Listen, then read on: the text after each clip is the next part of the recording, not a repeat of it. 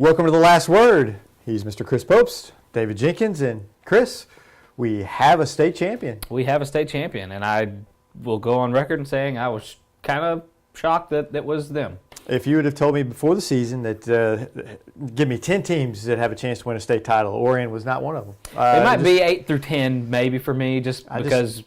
But they're a good team, but I just never saw them as a state championship caliber team, and I was wrong. Proven wrong. They have went up there. They beat Hartville in the quarterfinals, which that was the game that kind of surprised me a little bit. I think some people were surprised they beat Hayti. That opened my eyes a little bit, the way they beat Hayti and the way they kind of hung on and win those close games like that. And then they get up to state and they win another couple games, and they look good doing it. Yeah. They're a very balanced team. They're not a sexy team. They're not a team that's going to press you, get a ton of turnovers. They're a physical team. They kind of grind you out a little bit. Remind me kind of the Bernie teams who went there a few years ago and had some success. But they're the first ever title in basketball, first time in 48 years, I believe, since they were in the championship game, something like that. Something like that, yeah. It's congratulations to Oran. That's fantastic. Fantastic for the area. We always love that SEMO teams do well. No matter if you're from the school, fan of the school, whatever. We're very prideful of our SEMO schools, and congratulations to Oran. Congratulations to Coach Shoemaker. He's one of the best. I tweeted out, he's one of the best to ever do it. No one's more deserving for a state champion than he is, and it's fun because he has a son that plays on the team, and that's always nice to see. His son. If you ever want to 3 points. Yeah, if you ever want to know, why coaches stress free throws and why I get just absolutely upset whenever I see all these teams miss free throws.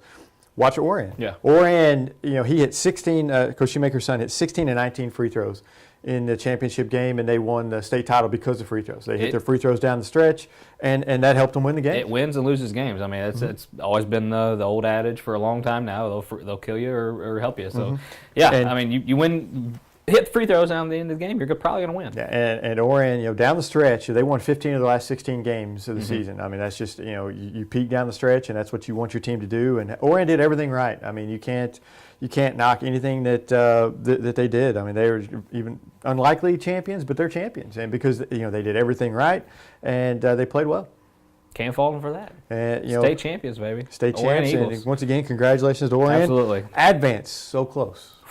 Speak about free throws. Free throws won it for Oran, and Advance missed some huge free throws down the stretch. They had a lead in the fourth quarter. They just let it slip away. They led by 9 late in the third, 7 in the fourth, and they missed some free throws down the stretch. I believe it's Walnut Ridge.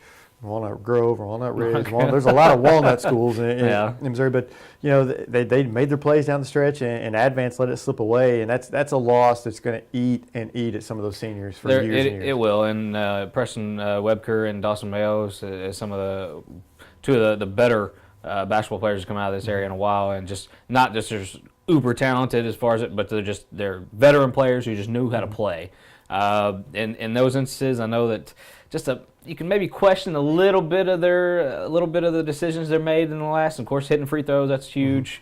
I think I've seen Advance a couple times this year, and they're especially that second half. I think you got to get Armani the ball. I think that towards the last end of the last few minutes, he kind of was away from it for some reason. I don't know if it just didn't work out that way, but. Don't want to take anything away from them. Obviously, it's just a heck of an effort for them to get there and to finish second.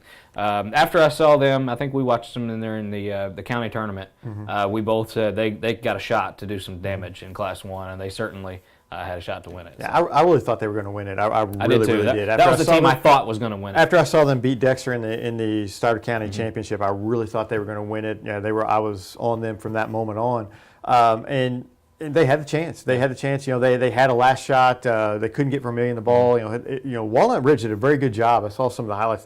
They did a really good job of denying him the ball, especially in the second half. They really picked up their defense, and I really feel for Preston Webker. I mean, I've been real impressed with him all year. I mean, not only is he a good player, but he's sportsmanship as well. Yeah. I mean, that's something that I've noticed in a few of the games that I've seen, and he just seems like a really nice kid. I really feel for him, and Dawson Mayo, another kid who's been around for 4 years, and they did everything but win that game, and it just kind of slipped away from them at the end. And it's tough to win a state championship. I mean, it's tough, and finishing second is nothing to be discouraged about or be upset about. And I know that right now, I'm sure it still stings, but a few years from now, they realize that they had a heck of a year and they did something. And there's Vermillion. How about his semifinals? What do you have? 38 and 25 in the final.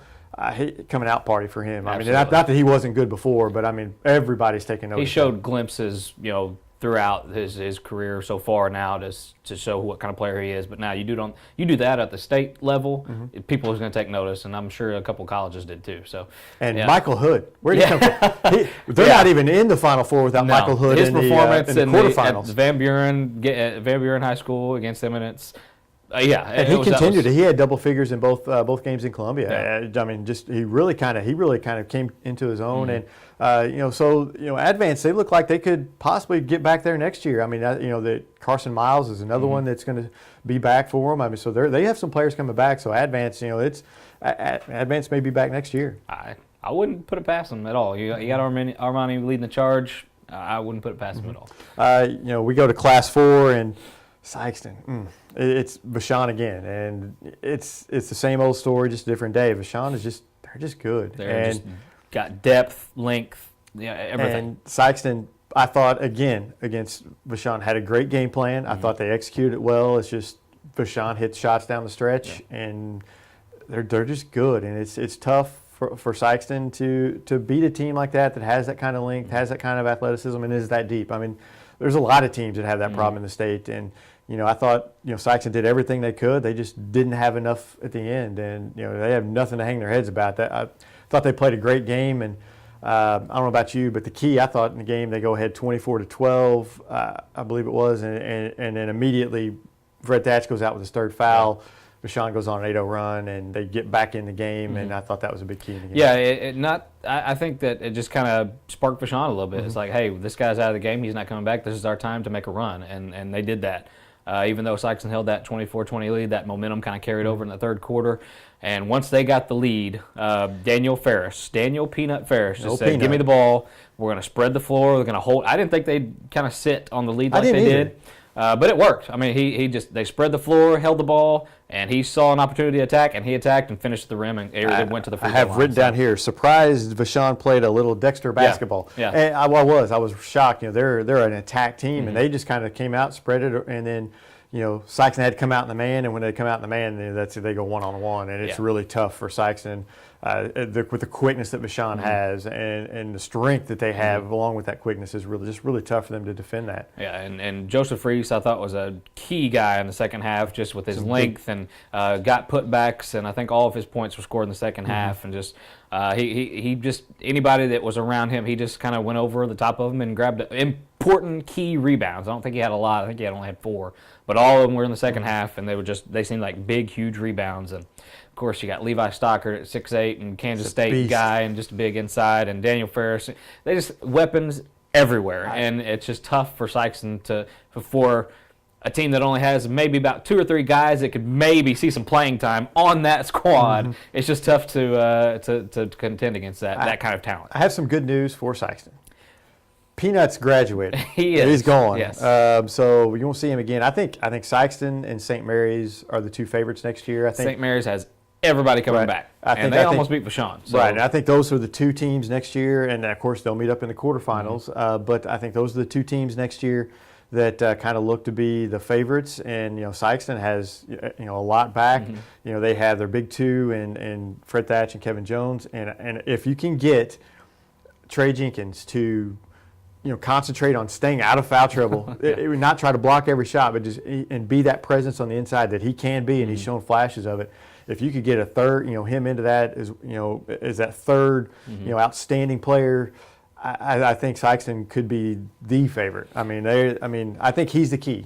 I think so too. He just needs to stay on the floor, and that's Exactly. the biggest problem. When he's on the floor, he's effective. Oh, he is a weapon. He's a key guy inside, but he just needs to stay on the floor.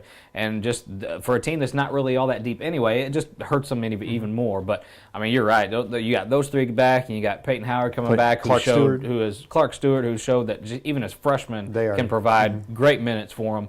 But yeah, St. Mary's is going to be tough. They provide everybody back, and I'm not going to discount Vashon yet either because they still have some key guys back, even though they do graduate 4 starting seniors. who knows what was sitting on their bench. Yeah, you never know. who was waiting to come up and play this next year. So I'm not going to count Vashon out yet. They still have to go up and win the state like everybody is expecting them to. Yeah, I think that I think they got past their two toughest tests in St. Mary's and Sikeston, which is unfortunate that you're not going to see that at the state level. Thanks, Misha.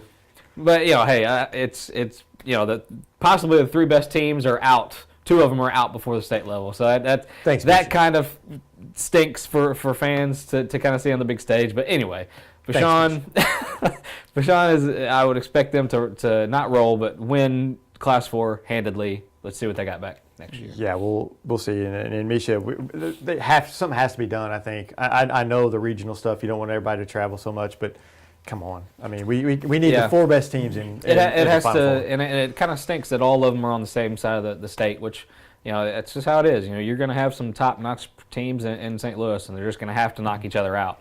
But it kind of stinks, but it's just the way it is. And speaking of teams from St. Louis, Whitfield knocked out Saxony in the quarterfinals. Chaminade knocked out Jackson in the quarterfinals.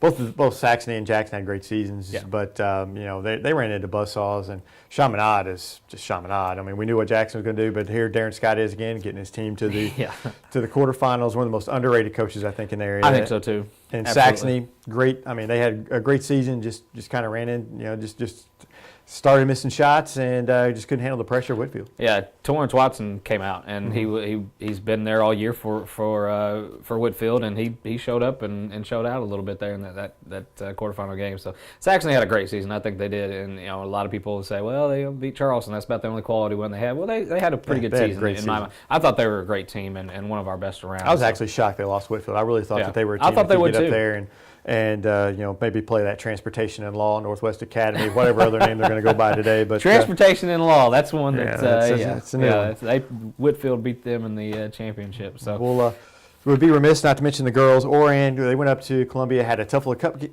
couple of tough games and lost, but they're young. That's some great experience for them for the next few years. Absolutely, I tweeted out that would be shocked if we didn't see them back at state. And Dexter, they're up in the Final Four. They'll be playing, I believe, today after this comes out. But they kind of rode through the Final Four. But they're another team that they're all underclassmen. Yeah. There's really, and this is kind of an experience for them for next year, really. So anything they win up there is just icing on the cake at this point. Obviously, they want to win, and they have incarnate word that they could possibly meet in the championship. That's been a nemesis, but great for them, and congratulations to them. Hopefully, they get up there and win a couple. St. Pius X in the semifinal, and either Incarnate Word or Carl Junction on the other side of the bracket. So, hey, get up and win another state championship for SEMO LBB. The Jackson and Scott Central girls, as well as the Saxony girls, all went down in the quarterfinals. A great season for them. A little bit of trivia, though. The girls team, I believe that's Stratford, the girls team that won in Class 3. Interesting that they, undefeated. 33-0. Only lost 2 games by less than 10 points. One of those they won by 1 point, and that was to Mercer, who won the Class 1 title. So, but Stratford just rolled through their season. Yeah, I saw actually on Twitter today the only girls team to ever finish the season 33-0. Really? The only girls team to finish 33-0. And they rolled. I mean, most of the games were 30, 40-point blowouts. I think an average of 25 points a game they won. I think is what I saw. Only 2 games under 10 points a game. The question was, did they complete the most dominant girls season ever? They might have. I mean, they dominated. And the Class 1 state champs, the only team that gave them a game, really. Yeah. I mean, really. And the other team was Logan Rogersville, who they're, I believe, a Class 4 school. Yeah. So, it's tough. And they had a great season, and they just demolished some teams up at Columbia, 80-47 and 83-37. They just rolled. Yeah, that's pretty good. I know we don't have many Stratford fans or whatever, but we're sports fans, and that's impressive. That's I don't care who it is, who you are. Anyway. NCAA tournament time. NCAA tournament bracket, baby. It's the important stuff. NCAA. Bragging rights. Who do you have in your Final Four? Final Four. Let's see here. Out of the East bracket, I'm going with Duke in the Final Four. There. I'm a Duke guy. I've got Duke in the Final Four. I've got Duke win it all. I'll just. There you go. I'm sorry, people. There you go. Duke. I really, really wanted to go with my heart in the West and Notre Dame and my Fighting Irish. I don't think they got enough to beat Arizona, though. I saw Arizona whoop UCLA in the semifinals and just roll. So, Arizona's a hot team right now. A lot of people I think are on that bandwagon. Count me in. I was on Notre Dame. I had Notre Dame in my final bracket. I really want to put Gonzaga there. I mean, I like Notre Dame. I like Gonzaga. But Never does well. Gonzaga never does anything in the tournament, so I'm supposed to do. dismissing them. Yeah. So I had Notre Dame in my Final Four, and about 3 hours ago, I erased it and put Arizona. Now that could change 5 times before the tournament actually tips off. But I'm going Arizona. We're same so there you far. go. I think we're changing here in the Midwest. I'm going with Oregon. I know they got a key injury, but I'm not backing away from them. I'm going with Oregon in the Final Four. 2 things in life that are that I live by. Well, I had one thing in life. Really, nothing good goes into or out of Kansas or Kentucky. Yeah. There's one exception, and that's going to be Louisville. His name is Rick Pitino. And his name is Rick Pitino because I can't put Kansas in the Final Four because I despise them so much. So I have Louisville in the Final Four, even though I really don't want to. I hope Jacksonville State knocks them off the first I would love that. I would Greg love Tucker from Greg Charleston and Andre Statham from Cape Central playing for Jacksonville State, make their first tournament ever for Jacksonville State. That's Blow up awesome. my bracket, please. Yes. Blow it up. That'd Blow be great. everybody's bracket. It's Tucker time. Get it done. All right, here we go. Out of the South. I was kind of on the fence about this. I don't really want to see North Carolina in it. I don't really see Kentucky in it. And I don't want to see frickin' UCLA. They just did not impress me when I saw them. Having said that, I got to go with North Carolina. I'm going UCLA. I'm going UCLA. Like I have UCLA all the way in the final game and Duke beating them.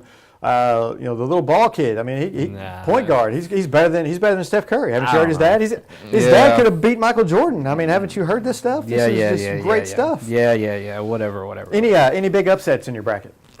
Well, first off, who do you have winning? Oh, the moment of truth. Who do you have in the final game? Who do you have winning? I've got Duke over UCLA in the final. It's really tough to go against Duke and how they're playing. They rolled to the ACC. Jump on board. We like it. Come on. I mean, I don't have a problem with Duke at all. If I want to go with my heart, I want to go with Notre Dame. I hope they win it all because I think they're capable. I like Arizona. I really do. Arizona? I think Arizona. This might change in like 4 or 5 times, but I like Arizona. Any big upsets that you see in the first round that we should be watching for? I don't know much about. I haven't watched a lot of college basketball, so I'm just to me. But the big thing about it here is there's no really clear-cut favorite. I think anything can happen. There's a lot of mid-majors. There's a lot of teams that maybe shouldn't be making upsets. There's always going to be upsets, I know, but who knows? You man. play this 10 times. I think you have 6 or 7 different ones. I think so too. It could be anybody really. And I have UNC Wilmington making it all the way to the Sweet 16. So that's my biggest. Once you get out of that first round, though, anything goes. But yeah, I hope. Like I said, my heart's with Notre Dame. I just hope they make a good run. Hopefully everybody can squeeze this in, and in between your NCAA coverage, I think there's a little break there around 5 o'clock. You can watch us in between and get your basketball fix. Heck yeah. So we'll see you guys in a couple weeks on The Last Word.